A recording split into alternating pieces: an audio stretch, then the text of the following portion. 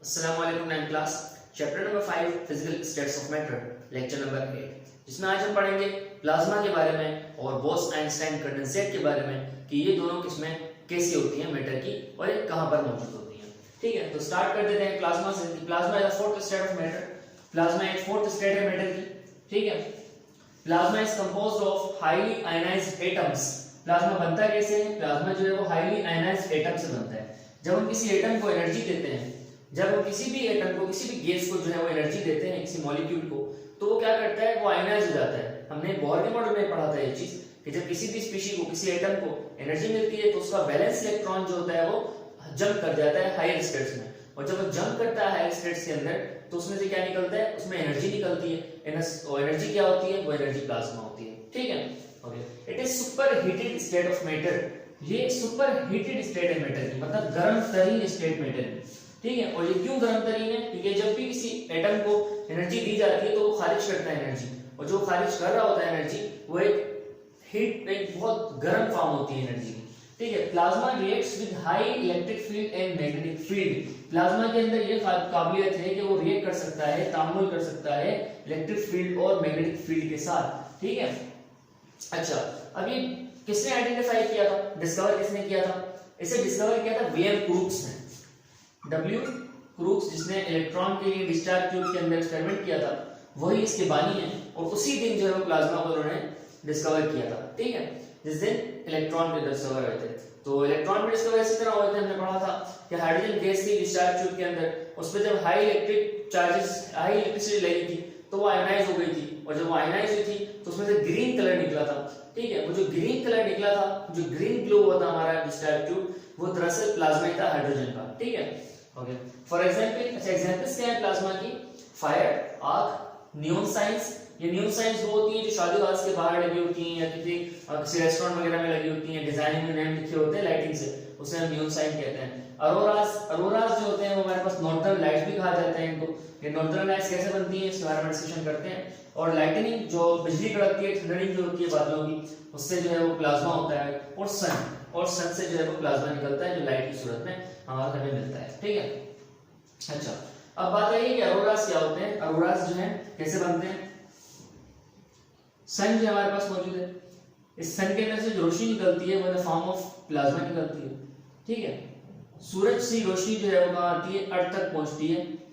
Plasma जो है सूरज का, वो जमीन तक पहुंचता है। ये हमारे पास जो है वो जमीन है।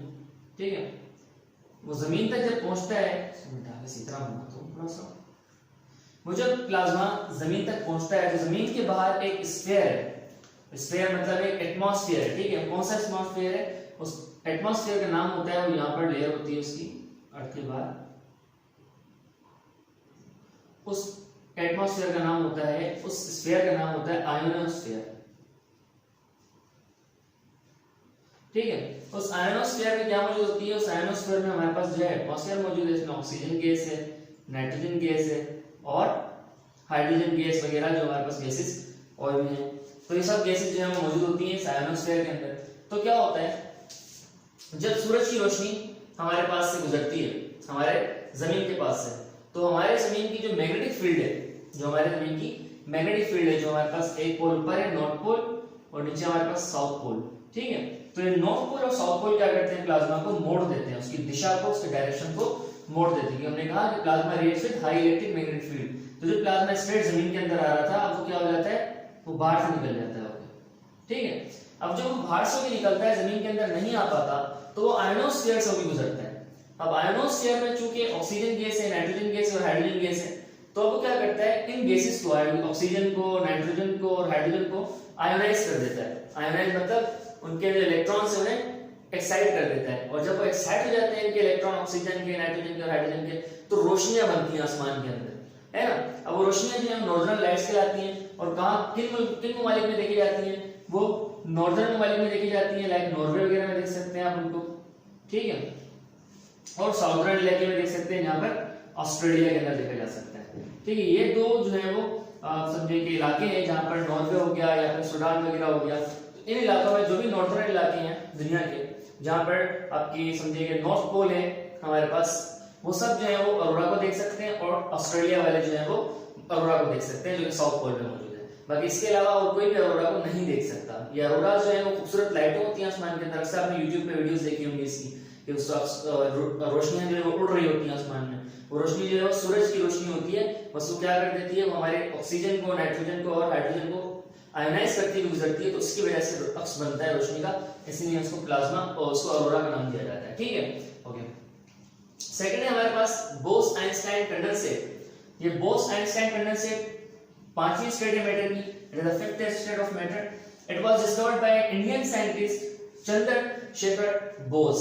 इसे डिस्कवर किया था एक इंडियन साइंटिस्ट ने, जिसका नाम था Chandrashekhar Bose, and German scientist, और एक जर्मन साइंटिस्ट जिसका नाम है एल्बर्ट आइंस्टाइन। इन दोनों ने मिलकर जो है इस स्टेट को क्या किया था, डिस्कवर किया था। अच्छा, it is a super cooled state of matter. उन्होंने ये भी कहा था कि एक सुपर कूल्ड स्टेट है मैटर की। ऊपर प्लाज्मा हमने पढ़ा, it is a super heated state, ये गर्म तरीन है और ये ठंडी तरीन है। ठीक है जी, okay. It exist at absolute zero. ये कहां एग्जिस्ट करती है, ये वहां एग्जिस्ट करती है जहां पर टेंपरेचर एब्सोल्यूट जीरो होता है। अब ये एब्सोल्यूट जीरो का टेंपरेचर का मतलब क्या होता है, मैं आपको समझा देता हूं। एक चीज पहले इसके बारे में बताऊं, बोस-आइंस्टाइन कंडेंसेट जो है वो बिल्कुल रेयर है, इंतहाई रेयर, इसे हम नहीं देख सकते। ठीक है, बहुत ज्यादा रेयर क्यों है ये इतना ठंडा है कि आम लेबोरेटरी कंडीशंस के अंदर इतने टेंपरेचर पे कोई पहुंच ही नहीं सकता। वो कितना टेंपरेचर है, वो है टेंपरेचर -273 सेल्सियस। ठीक है, कभी भी लेबोरेटरी के अंदर -273 सेल्सियस तक पहुंचा जा ही नहीं सकता। ठीक है, ये टेंपरेचर जो है हद में हद होती है। ठीक है, इससे आगे जाके मतलब 274 माइनस में जा सकता है, 273 सेल्सियस ही होता है, और यहां तक जो है वो लेबोरेटरी की आम कंडीशंस में नहीं जा सकते, इतना ज्यादा ठंडा टेंपरेचर है ये, -273 सेल्सियस, दैट इज 0 केल्विन। सही है। अच्छा, एक बात और है इसमें कि टेंपरेचर जो है प्लस में तो आप बहुत सारा बढ़ा सकते हैं, लेकिन माइनस में ये लिमिट है, हमेशा याद रखिएगा कि माइनस में -273 सेल्सियस तक ही टेंपरेचर को ऐड किया जा सकता है, 274 तक नहीं जा सकते।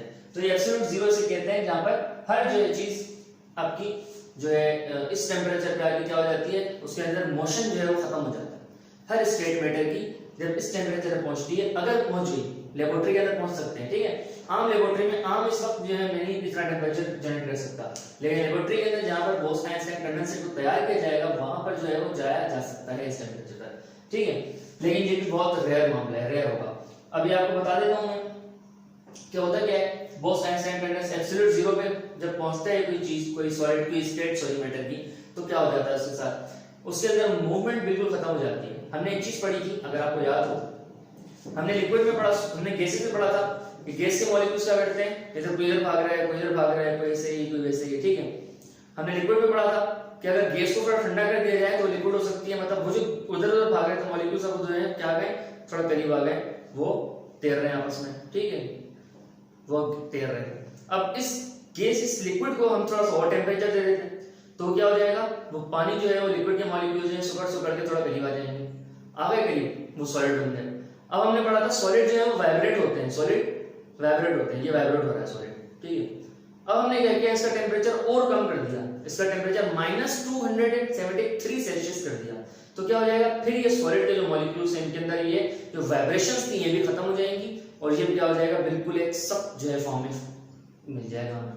ठीक है, हमने पढ़ा था ना कि सॉलिड जो है वाइब्रेट होते हैं, वो थकाते हैं, वो कपकपाते हैं अपनी पोजीशन में लेके, वाइब्रेट होते हैं मतलब थरथराना, कपकपाना। लेकिन जब वो इस स्टेट पे पहुंचते हैं -273 सेल्सियस के ऊपर, तो इनकी थरथराहट, इनकी कपकपाहट भी खत्म हो जाती है, और ये क्या हो जाते हैं, बिल्कुल ही आपस में चिपक जाते हैं। यहाँ पर आके -273 सेल्सियस पे आके हर स्टेट मैटर की उसकी मूवमेंट जो है वो खत्म हो जाती है, उसके मॉलिक्यूल्स की, बस वो जो है फिक्स हो जाती है उस वक्त। ठीक है, तो यहाँ पर मैंने कुछ सारी स्टेट्स लिखी है मैटर की, 5 हमने डिस्कस की हैं इस चैप्टर के अंदर।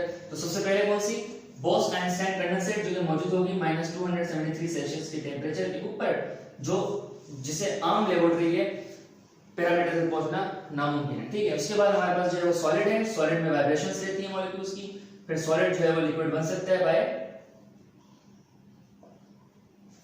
मेल्ट किया जाएगा सॉलिड को, मेल्टिंग करके हम सॉलिड लिक्विड में ला सकते हैं, फिर लिक्विड को गैस में कैसे लाया जाएगा, बॉइलिंग करके भी आ सकता है, वो एवापोरेशन के जरिए भी आ सकता है, और गैस जो है वो प्लाज्मा में कैसे आएगी, बाय हीटिंग, आप हीट कर देंगे गैस को तो वो प्लाज्मा बन जाएगी। तो होपफुली आपको ये लेक्चर समझ आया होगा, इसमें हमने प्लाज्मा को पढ़ा और बोस-आइंस्टाइन कंडेंसेट को पढ़ा। इंशाल्लाह नेक्स्ट लेक्चर के अंदर हम आपसे नेक्स्ट चैप्टर में मुलाकात करेंगे, तब तक अपना ख्याल रखिएगा। अल्लाह हाफिज़।